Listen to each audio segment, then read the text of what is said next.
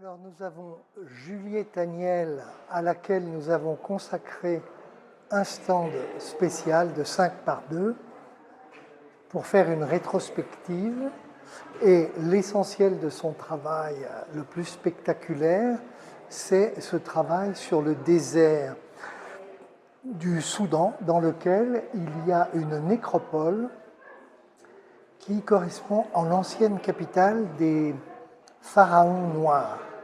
Et actuellement, d'ailleurs, au musée du Louvre, vous avez plusieurs de ces photographies qui sont intégrées à une très grande exposition sur les pharaons noirs.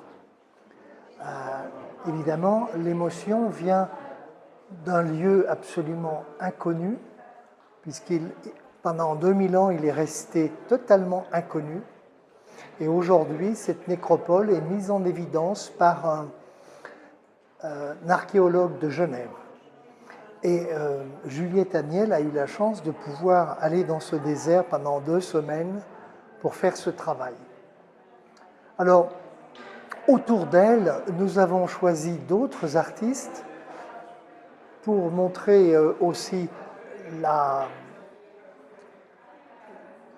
l'esprit de notre galerie. Donc, vous avez Peter Wüthrich, bien connu des Suisses, Stéphane Couturier. Là, c'est une très belle photo de la série Brasilia, où l'on voit une composition entre nature et architecture, qui est assez savante, mais tout à fait facile d'accès.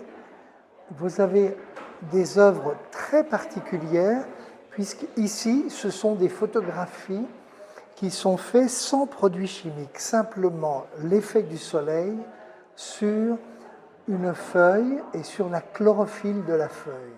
Et là, nous avons un artiste français qui vit au Brésil et qui travaille avec une tribu. Et d'ailleurs, la vente, 10% de la vente va pour aider au budget de la tribu. Après, nous avons le Portugal avec Aurore de Souza. Là, je n'ai pas changé encore le panneau. C'est Aurore de Souza, donc, qui a fait des portraits de jardin au Portugal. Et puis pour penser à nos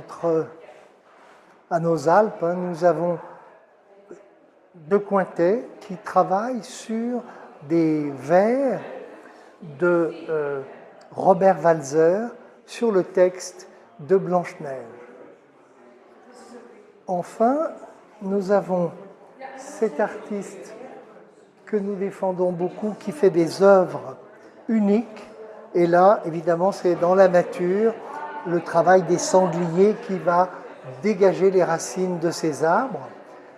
Et puis, pour finir, quelque chose de plus intime et de plus symbolique, Sandrine Jonin qui va travailler sur le symbole de l'éternité et de la virginité sur la feuille de lys, et qui a choisi de l'encadrer avec un travail de vitrail. Voilà, c'est un peu l'éclectisme de notre galerie.